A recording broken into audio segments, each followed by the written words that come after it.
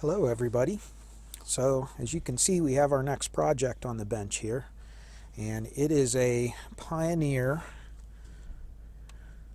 model SX-939 stereo receiver. And this is definitely not a receiver for people just starting out with restoring old receivers. This one's a little bit challenging to do, and we'll get into some of the reasons why here in a little bit. I haven't really powered it up or taken it apart or anything. I just got it in. It just came in, and this one's gonna get a complete restore. We're gonna go over all of it and make sure everything's working in tip-top shape. This was built in 1974, and it is not the largest of the series. The SX-1010 would be that. This one is rated at about 70 watts per channel, full frequency, and rated at 75 watts per channel at 1 kilohertz, with pretty low distortion and everything. But even though it's a 70 watt receiver, it is very large. It's physically almost the same size as my SX-1050, which is 120 watts per channel. This was a very nice full-featured receiver, and this came from the era, the same build date and everything, and is built to the same quality level as the old married couple that you saw me do a video of. And I have my own actual SA9100 and TX9100 because I really enjoy the way that this generation of Pioneer equipment sounds. To me personally, it's one of my favorites.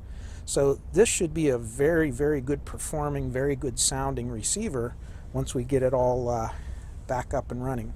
Now, just looking at a few things up front, without taking anything apart or turning anything on, these knobs are extremely stiff to the point where a couple of them I don't even want to really force them or turn them, and that's not uncommon with these. The grease in them dries all up, and then it hardens, and then it almost turns into wax, kind of a waxy substance, and you can't turn the knobs. So that's going to all need cleaned. The weighted flywheel's a little bit dragging a little bit, so we'll have to clean all that up. And again, that's all normal. You see that happen on these. So let's get the cover off and see what it looks like on the inside. Alright, looking at the inside, we got the covers off. Typical for something from 1974, have some dust and dirt, but it's not too bad. One of the reasons that I said at the beginning of the video that this is not a really good receiver for beginners to do a restoration or repair on is kind of accessing certain parts of the machine, especially the tuner. Now, in a lot of the ones that we've done in the past, not all of them, but some of them, the tuner board, which is right here, so this is, here's your tuning gang, and then the tuning gang is actually on the physical tuner circuit board. It's not a separate module. They're all one piece. The other thing is, if you look under here, it's really hard to see, but this metal chassis does not have a cutout in the bottom like most tuners do, or most of these receivers do, meaning that you cannot access any of the components from underneath to desolder them and replace them. So because of that, this whole thing has to come out in order to do service on it for anything. Even if one little tiny transistor or cap or something needs replaced, you have to unwire a whole bunch of this to get to it. Now, if you notice, they did make a few things a little simpler. Many of the wires go around one bundle and come out this side, allowing us to flip this up. But when you come over here, this is where it really gets nasty. We have some things to disconnect here, a couple little wires down here, some over here. They all, two right over here, coax. Then the biggest issue is you have to remove the dial cord pulley. This is connected onto the tuning gang, and it's going to have to come off. So if you look at the way this thing is strung through here, it comes off of the side of the tuning gang, it goes clear up underneath here, around, comes back around up here, goes down over here, wraps around, and then back in. Not impossible to restring it if you had to, but none of these are ever fun to do. Just kind of, they're not fun. So we're gonna see if we can deal with this. In the past, when I've done these, I've been able to keep everything intact and not have to restring it, not have it come apart. We're going to try to do that on this one, and some of these wire wraps are going to have to come off and then be replaced. So again, recapping the tuner board on these and then aligning it is kind of tricky. The other thing is the alignment on these can sometimes be difficult. It's very touchy, and so again, not the easiest thing to work on. Just if we move over to the amplifier, obviously it has had some service done on it. Here's the original pre-drivers here, whatever you want to call them. And here's your drivers. And over here you can see they have been replaced. This one was just kind of, the wires were clipped off and then tack soldered on there to save. Probably somebody just didn't want to go through unwiring everything, moving it. Again, this is not a very easy board to work on either. We're going to have to remove the heat sinks and lift everything off and separate all this to be able to get to the back of it, which is a lot of work. So you can see we have our work cut out for us here, and we haven't even gotten into the bottom of it yet to look at that. But this is a very time-consuming receiver if you want to do a proper restoration on it. So this should be pretty challenging and pretty interesting, and you know, as we walk through it, I'll keep clipping in and out here with some clips, and maybe this might be an interesting video. Let's see how it goes. So let's dig in and check some things out. All right, we're looking at the bottom here, and this board right here in the middle, we have our tone control here and our selector switches and all that. Again, the tuner is right underneath all this, and you notice it's solid, so there's no way to access that without removing the tuner. If you look at the power supply board, which is here in the middle, I'll zoom you in a little bit, and let's see if we can get a little better lighting. Get some flashlight maybe, and you can see how dark this all is from heat. A lot of these resistors look like they've gotten really warm. Here's a resistor that does not look like it belongs in here. This is I believe one of those roundies, and I don't know, it's just a regular carbon comp resistor. And these run hot. They're upside down. There's no airflow. There's no way for them to keep cool. There's no way for air to convect off of there. It rises up from the heat sink and goes straight into the board and just heats it up. So because of that, these components get very hot. These caps will leak quite often, and you'll have problems with them. So this whole board will have to come out and get completely rebuilt and put back in. I don't think I've ever seen this, so this is not factory, but if you look at all the fuses, they have been soldered into the fuse holders. Now, that's a bad thing. You really should not solder onto these little AGC type fuses, these little glass fuses, because heating that little filament in the middle, I mean, that's how a fuse's failure mode is they overheat from carrying too much current, and then the filament weakens and it opens the fuse. So when you solder these on, because you know we've had situations where we needed fuses with pigtails, and we tried to make them up by this. Typically, that's not a good idea to do. So those are probably going to have to be removed and replaced, and this will all need cleaned up. They probably did that so that the fuses don't come loose and fall out. So that'll be some work there. There's the relay for the protection circuit, and looking at that, once again, these are very unique. They have these little flanges on the side, so replacing them, they do make a modern replacement, but nobody ever has them in stock. You can't get them, but I do have a solution for this we're going to take a look at that's going to allow us to not modify anything and replace this relay with a brand new one, and use all the existing mounting holes. Hopefully, we'll see. So stick with me, and we're going to start getting started on some of this down here. I'll probably start with this power supply. I'm working on the power supply board, and I thought I'd stop here and show you a couple things, why it's important to go through every little thing on these. The first thing is the very first capacitor I removed from the board. You can see how badly leaking it is. I had to clean the board off, but these capacitors at this age, they go bad. These are good Nichicon capacitors. In their day, they were very good quality, but you know, after 40 years of use, and this amp has seen some use, you can tell.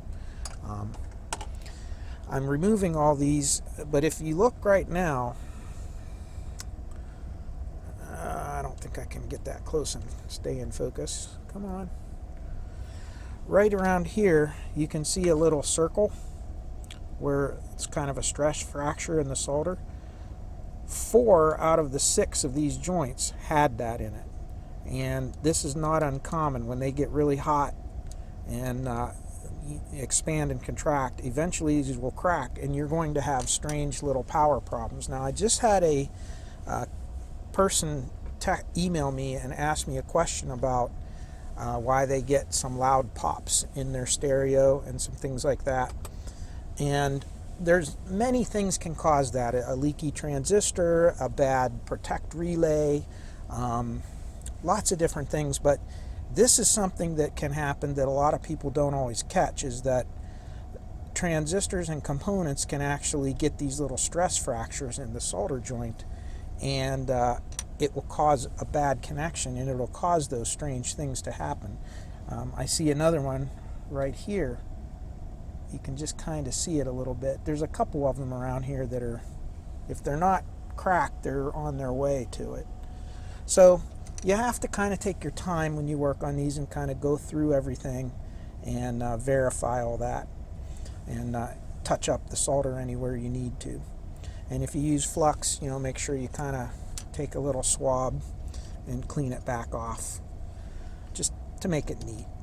Modern flux is non-corrosive, but it's still sticky and messy and gross, and looks nice when you clean it off. So just thought I'd stop and kind of show you that there, and kind of answer one of the viewer questions about some things that can cause intermittent popping or cutting out or noise or whatever. It's not always a faulty component. Sometimes it's a loose component.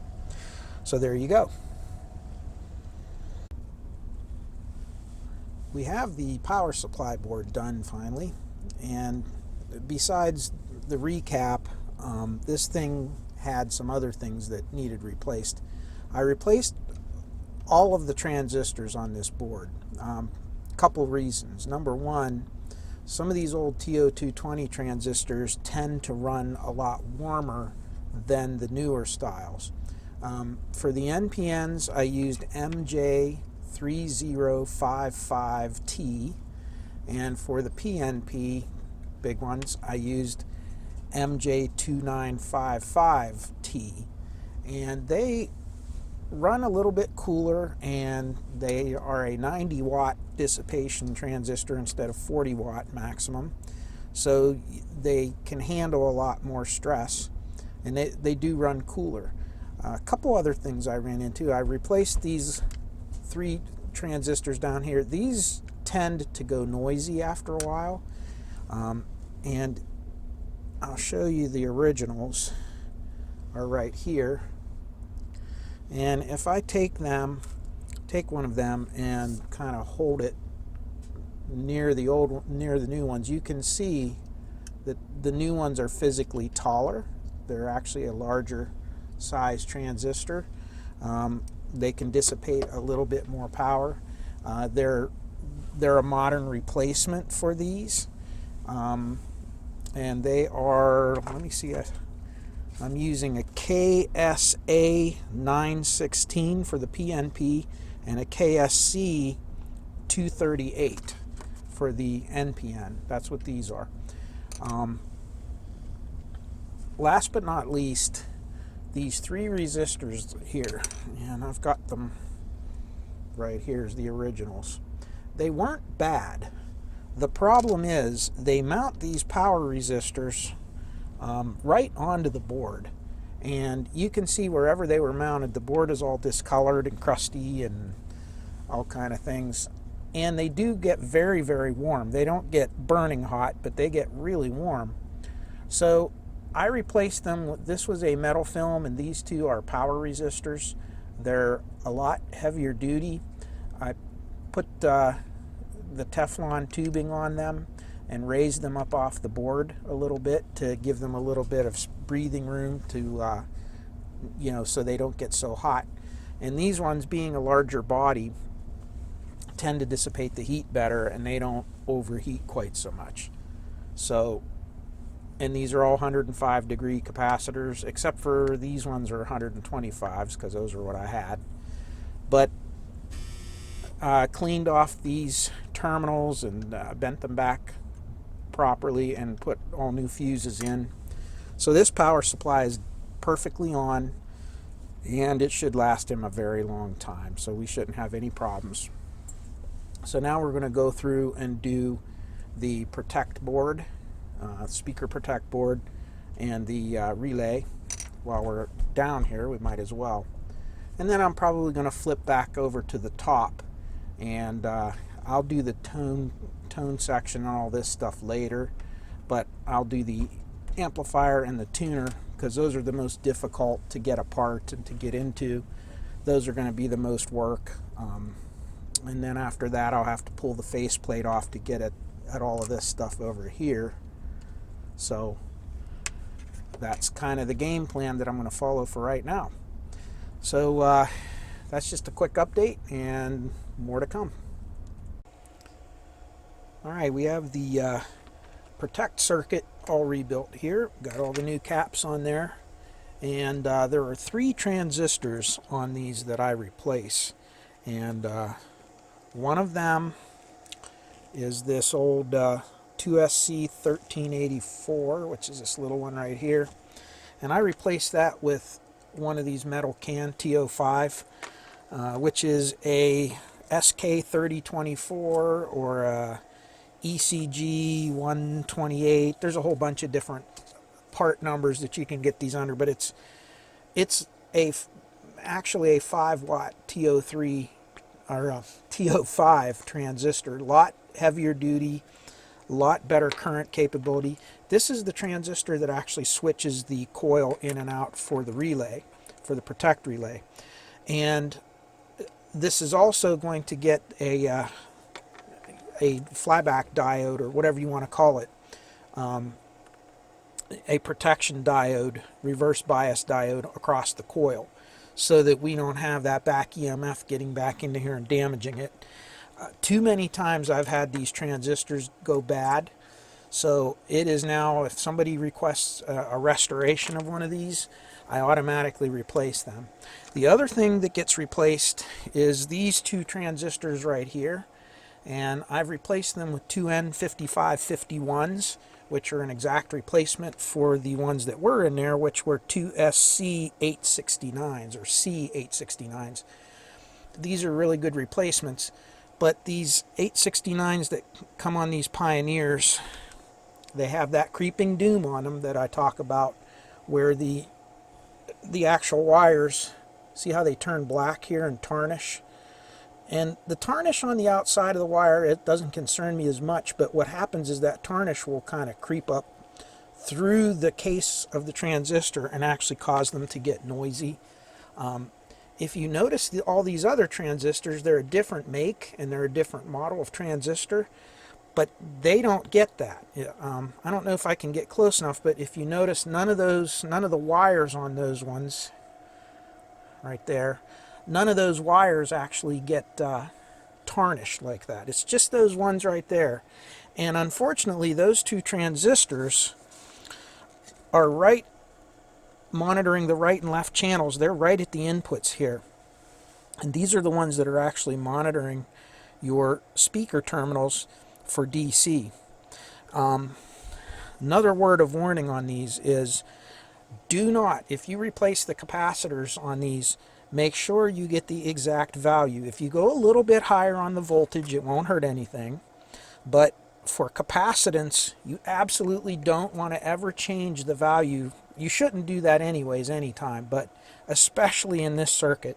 Some of the capacitors in here will actually affect the timing. In other words, the way these things are set up is, if these two circuits detect DC for more than a certain length of time, it'll trigger this circuit here that'll drop out the protect relay. And that's what protects your speakers from getting cooked. However, if you didn't have that little bit of time delay in there, it could false trigger very easily. So you have a capacitor in there that will actually act as kind of an RC time constant, and it will charge up, and that's how most of these protect circuits work. Not just Pioneer, but all the protect circuits from this style of receivers and amplifiers. And if you change that capacitor value, you could technically make it not trip at soon enough, and therefore, if you make the capacitance too big, and you could technically fry your speakers if something goes wrong. Conversely, if you put too small of a value, a smaller value than what's in there, whenever a big heavy bass note hits, the protect relay will trigger. So that's a good lesson to learn on these protect circuits. If you ever have a situation where you turn the volume up on the amplifier and there's a lot of bass in the music or whatever it is you're listening to, and whenever a bass note hits, the protect relay will trip off and then back on.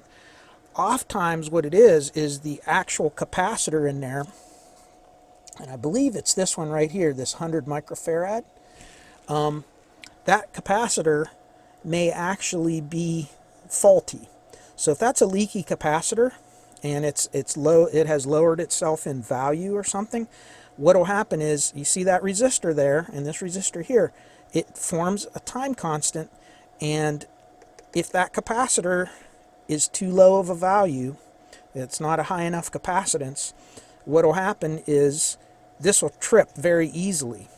So it'll just click on and off, on and off. As soon as you turn the volume up to any loud volume, it'll just trip the relay on and off. A lot of people mistake that to think there's a bad transistor or something bad in the amplifier or a short in your speakers, or they'll replace the relay and it won't fix the problem. Well, all it is this little capacitor. And again, if it says 100 microfarad, you have to replace it with a 100 microfarad. If it says 200 microfarad, if it says 50, whatever they designed this circuit for, make sure you replace it with the same exact kind. Same with all of these capacitors on here.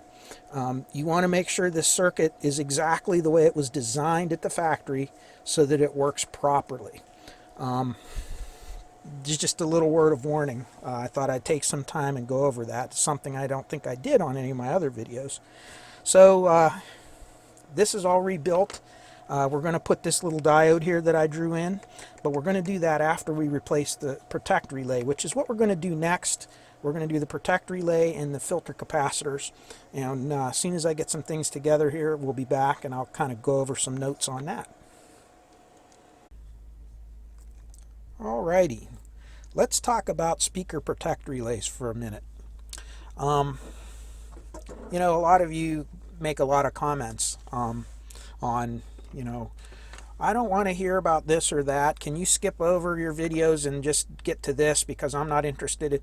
And I just want you all to know that a lot of times the things that I put in my videos, the content, is for a couple of reasons. Number one, the owner of whatever it is I'm working on may have asked some certain questions or requested certain things they wanted to see when I'm restoring their receivers. Also, there are other viewers who email me or comment or ask questions that they would like to see something. So some of the times when I do some things on here that may not interest what you're looking at, there's reasons for that, that there's other people that may be interested in it. The other thing I try to do is I try to mix it up a little bit. Some of the things that I do on some videos for some of these that I work on are things that I may not have done on other videos.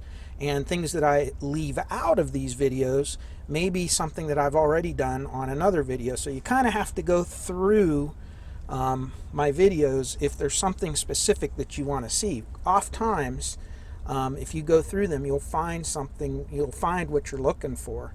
And if not, if you comment, send me a comment or an email or a message, I'll be more than happy to try to include it in a future video. So I just want to make that comment real quick. Now, to the relays. I've had a few questions about dealing with these. Do you clean them? If you clean them, how do you clean them? What do you replace them with because you can't get them anymore? I'll tell you that Omron, O-M-R-O-N, does still technically list this relay, a replacement for this relay with this funny looking little flange here on it.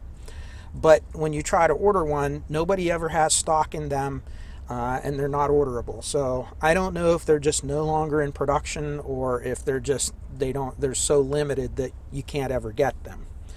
Now there is a solution for that. First solution, it would be to clean this relay. So if we pull the cover off, which you have these two little tabs here on the side, and you can just take a very small screwdriver and just kind of pry on both sides, pop this off. It's just kind of clipped on. Move that out of the way. Now you want to be very careful when touching these. I'll be the first to admit I am not a really strong advocate for cleaning relay contacts. If they're tarnished to the point that they're affecting the sound or the performance of the amplifier, chances are that that tarnish has already eaten into the plating on these, and cleaning it is only going to be a temporary fix. Just my experience, and again, we have a lot of these relays that we use for industrial electronics, and it's a science in and of itself that's way beyond even my knowledge how they build these relays.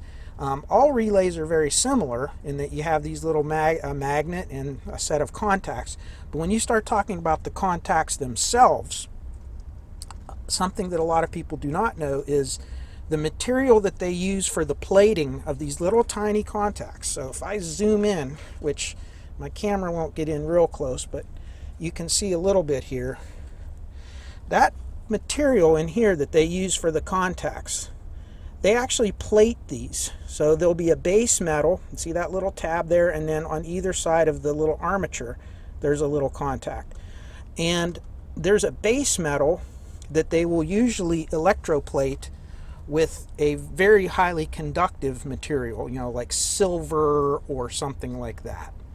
Now that plating on the lower cost relays can be very, very thin.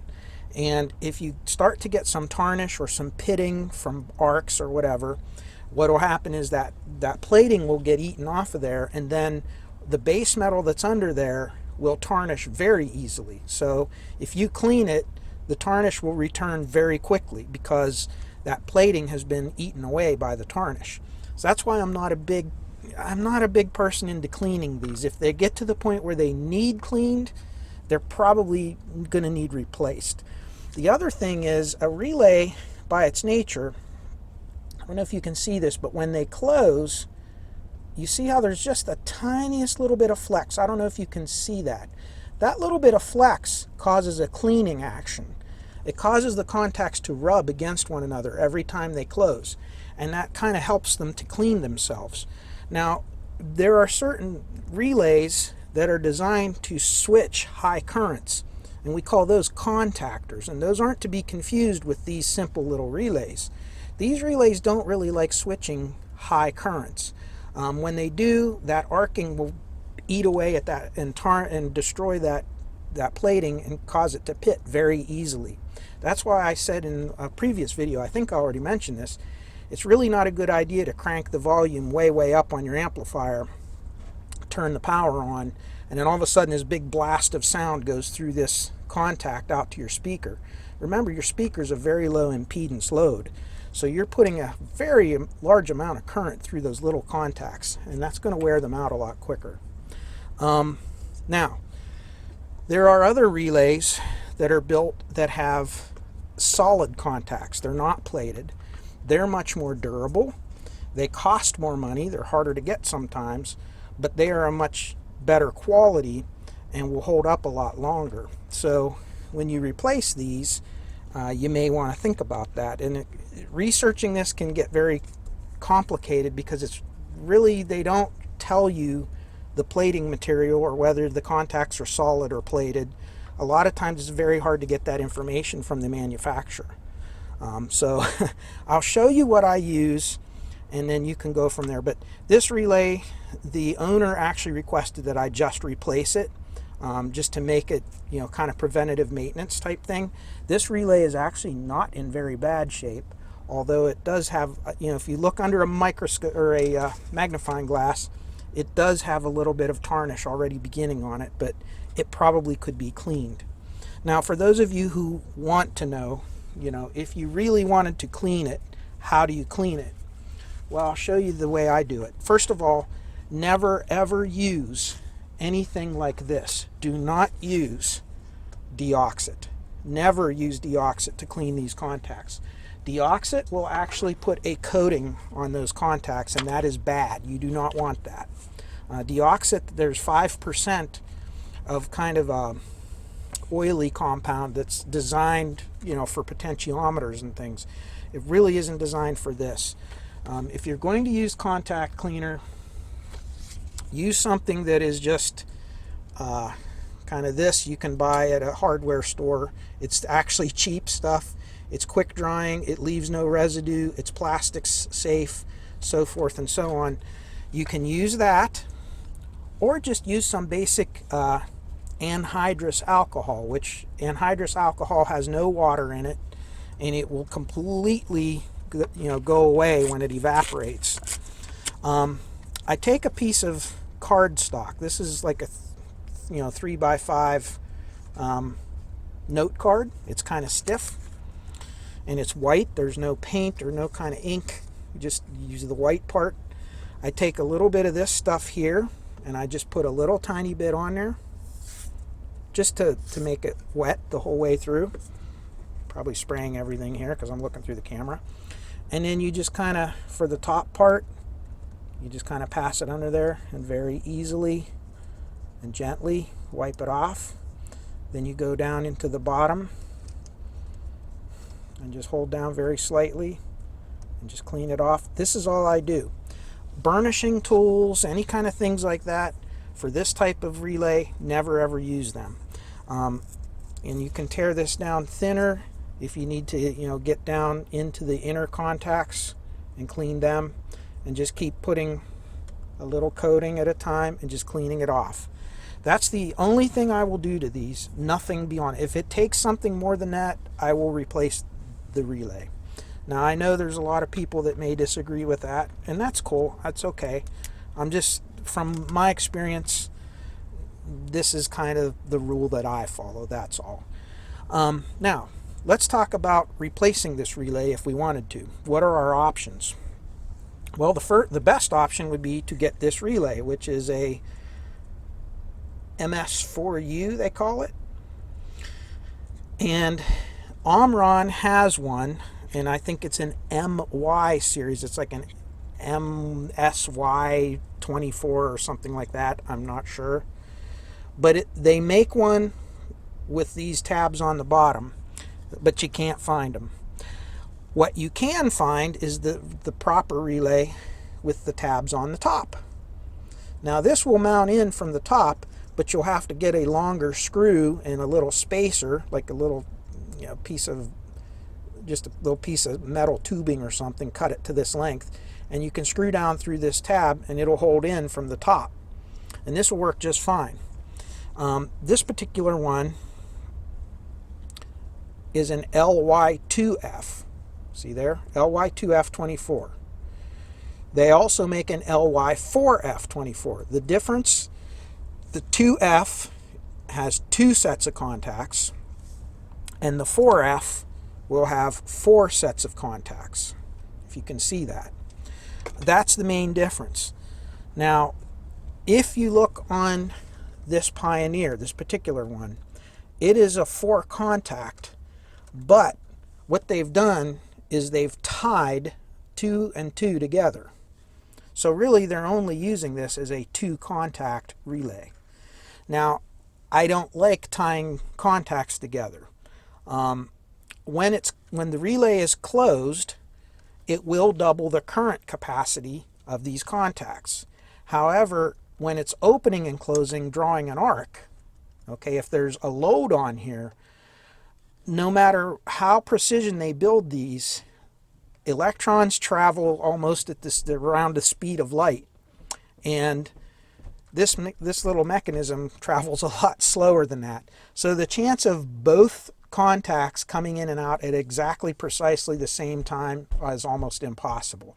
So you're always going to have one contact stressing out over the other. So I don't like that design. Now, am I splitting hairs right now? Yes, I am. But I'm just kind of giving you a little rundown on relays.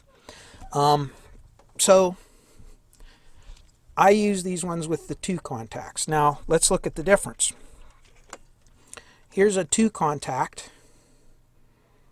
Here's a 4 contact, and they're both the same relay, only 2 versus 4 contacts. But if you look, can you see down here? I don't know if you can see it. The one with 2 contacts, the contacts are each rated at 10 amps at 250 volts AC. On the 4 contacts, they're rated at, I don't know if you can see it, 5 amps at 250 volts. 5 amps. Okay? So really, by tying these together, you're just turning this into this. And so you kind of just get the one with the 2 contacts, in my opinion, for the reasons that I talked about. Now, let's say this here, this, what model is this again? The LY2F 24 volt. This is basically a direct replacement for this one as far as the contact material. It has a plated contact. It uses 2 very large contacts instead of 4 smaller ones. But it's a plated contact. These ones, you can see, are more industrial. And it is an MY2 24 volt DC. And it has these square contacts that have a much thicker plating on them. All of these, by the way, can be purchased through Mauser and DigiKey and all the standard places. They're made by Omron. Much better contact material. So I think we're going to use this relay. The only problem is no mounting flange. Now, you might say, why don't we pull the case off of the old one and pull the case off of this one and swap them around? Well, actually, this is just a tiny hair too big to fit in here. It's a tight fit. Now, I could sit here with a Dremel or with a file or something and try to sand this down a little bit. But I have a little neater idea, and that's going to be this. Now, this is just a little clip that's designed to hold the relay. And you can see it turns it right into one of these. And It's actually made by Magnacraft. You can buy them in 10 packs. You can buy them from Mauser's. And here's the part number. Magnacraft 16-782C1. And if you buy that with this Omron, this is probably, in my opinion, the best combination to replace that relay. So this is what we're going to use. Now the only thing is you're going to have to put a little tape around here or use a little bit of hot glue, because this is just press fit in here, and this clip, there is no notch on this body for this to clip onto. So that's not a problem at all. It's very easy. And then we can actually mount this in here, like it'll fit right in place of the old one, and we can wire it up, and we'll have the nice big 10 amp square thick plated contacts, and it'll mount in the original thing, so we don't have to modify the chassis at all. It'll fit right in that hole down there. And so that's what I'm going to do. So a little bit of a long-winded discussion on relays, but I get so many questions about them and comments that I thought I'd take this extra time to kind of go over that with you. And again, if any of you have any other comments about the relays, I mean, I'd be happy to hear them, because I'm always learning new things too about this sort of stuff, and I'm really open for any kind of suggestions that could help us all out do a better job of this. But that's where I'm at right now. Let's get this put in, and let's see what it looks like when we're done. All right, well, here's our relay from the top. And here's the relay from the bottom.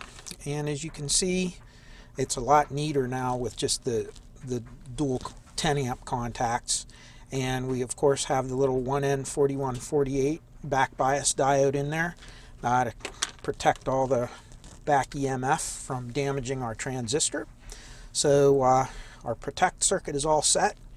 We also have our new capacitors in there, and these are brand new Nichicon Gold Series, KG Series, 10,000 microfarad, like the original ones, except these ones are 63 volts. Here is the original, and you can see 10,000 microfarads at 50 volts. But what I want you to look at is, I'm going to turn this amp on, and tell me how many volts you see show up on here. You can see we're right over 50 volts already. So these capacitors are actually were running at their very maximum. Now, these old these capacitors, these Nippon Chemicons that Pioneer used, were really kind of underrated. They actually were very good quality, but still you can see how hard they pushed those things. So that's why I went with a 63 volt capacitor. These will last a very, very long time, and we will never have any problems with them. So everything's looking good. That's the negative DC. Here's our positive DC. So you can see they're very well balanced. So our power supply is perfect. All the voltages up here for our power supply board are perfect. And I'm going to end this video right here and get it posted up, because now we have all the power portion of the amplifier has been restored. Everything's ready to go. I'm now going to flip the amp over, and we're going to do, in the next video, we're probably going to get into the actual power amplifier restoration, and I'm just not going to put it off anymore. I'm going to do the tuner board, which is the part that I really don't like on these ones, because it's a pain in the butt to take them apart. But you do what you have to do. All right, that is it for this video. I thank you all for coming along for the ride once again. As always, peace, joy, happiness, and good health in your lives. Thank you all so much for watching, and we'll see you on the next video. Take care and stay well. Bye-bye.